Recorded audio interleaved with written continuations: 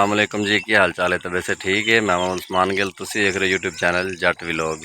उम्मीद करदा सारे दोस्त ठीक ठाक होणगे। शुरू करते हैं अज का नवा तो मज़ेदार व्लॉग। तो वीडियो शुरू करने तो पहले साडे चैनल जट व्लॉग को जल्दी नाल सबसक्राइब कर लो। फिर शुरू करते हैं अज की मज़ेदार वीडियो। व्यूअर्स राती तकरीबन पहुँचे सन लेट घर, तकरीबन 12 बजे राती घर पहुँचे हैं। तो इस टाइम पिछे मेरे तुहानू कपास नज़र आ रही है, माशाल्लाह हरियाली हरियाली। तो बड़ा ही माशाल्लाह प्यारा गाँव नज़र आ रहा है। ठीक है, तो कपाह नूं लाना सी व्यूअर्स पानी। कपाह भी तुहानू माशाल्लाह विखाने माशाल्लाह जरा ना वाह वड्डी होई है तो अच्छी कंडीशन दे विच है। अब्बू ने आख्या भी पानी लाना है। कपाह जी इन्हें सोकरी सी, काफ़ी दिन 8-10 दिन हो गए सी भरी हुई, नाले पानी सी खाद। तो यह जी नाल खाद पाई है इत्थे ड्रम दे विच, नाल जिहड़ा तोड़ के ते खेलां च पा रहे हैं। तो नाले तुसीं जिहड़ा ना सारी वीडियो पूरी वेखनी, इंशाल्लाह तुहानू मज़ा आएगा। अज दी सारी वीडियो तुहानू जिहड़ा ना पानी लाने विखाने तुसीं साडे नाल रहना ते साडे चैनल जट व्लॉग नूं सबसक्राइब कर लो। चेक करो व्यूअर्स सुबह का नज़ारा माशाल्लाह। इधरों जो सूरज अपना तलू हो रहा है। ठीक है, माशाल्लाह हरी भरी कपास। चेक करो पानी लाया इनू।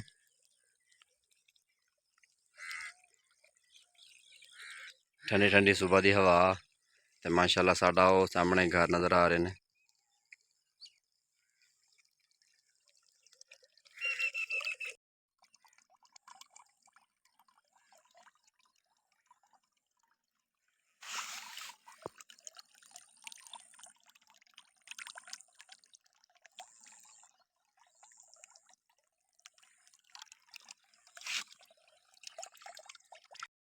टाइम हो रहा व्यूअर्स 5:45 का। इधरों सूरज जड़ा ना वो सामनों नज़र आ रहा है, निकल रहा है।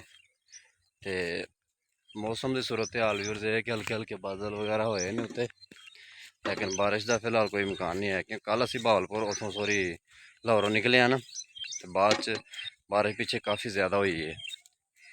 इतने हम बहावलपुर आए हैं तो इतने शदीद गर्मी है। वैसे बारिश दसी है 5 तरीक तो, लेकिन फिलहाल तो कोई इम्कान नहीं है बारिश का। तो अज तो हवा भी रुकी है, पहले तो सुना सी हवा भी डेली चलती सी, लेकिन अज तो हवा भी रुकी हुई है बिल्कुल।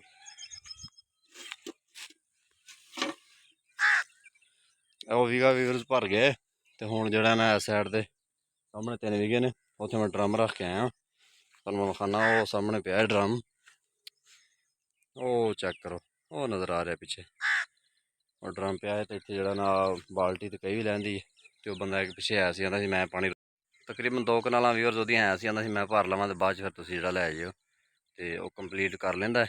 तो फिर उस तो बाद जिहड़ा ना इस काले च पानी लैके आवांगे। तो इधर जिहड़े 3 वीगे ने वो भरांगे। उस तो बाद सामने जिहड़ी इधर चरी है, ठीक है ना नज़र आ रही, वो चरी भरांगे। चरी भर के तो फिर जिहड़ा ना वाइंड अप करांगे।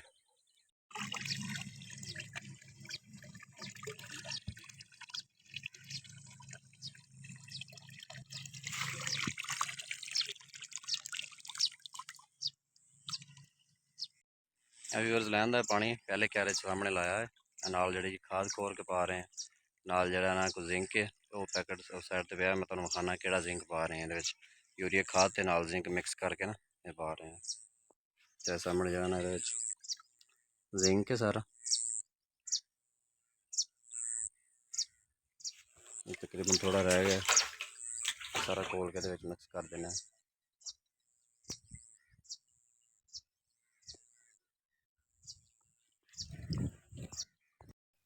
व्यूअर चेक करो सामने तुहाडे माशाल्लाह जिहड़ा ना फुल गोभी चुक रही है, सामने लगे ने हल्के हल्के ना। ये थले थले भी है, एक टीना बनया है, यह तुहानूं विखावां मैं। ये चेक करो टीना, यह देखो यह टीना बनया है। यह फुल गोभी माशाल्लाह सही लग रही है। जेडे जेडे बूटे जेडे एक एक बूटा खिला रहा सी ना कला कला, माशाल्लाह उन्होंने ग्रोथ ठीक हो रही है जबरदस्त।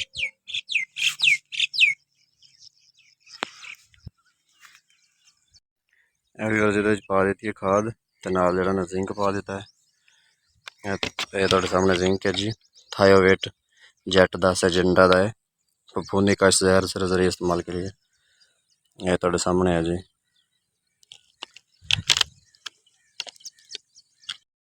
व्यूअर्स धान सेब अंगूर खीरा खरबूजा की फसल वास्ते भी इस्तेमाल हो सकता है। 1 किलोग्राम जो ना तुसीं पा सकते हो।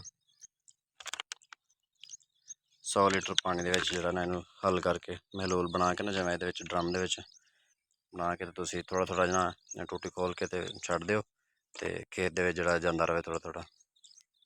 ਬਿਹਤਰੀਨ ਅਸਰ ਕਰੇਗਾ, ਤੇ ਕਪਾਹ ਦੀ ਬੜੋਤਰੀ ਵਾਸਤੇ ਬੜੀ ਅੱਛੀ ਚੀਜ਼ ਹੈ।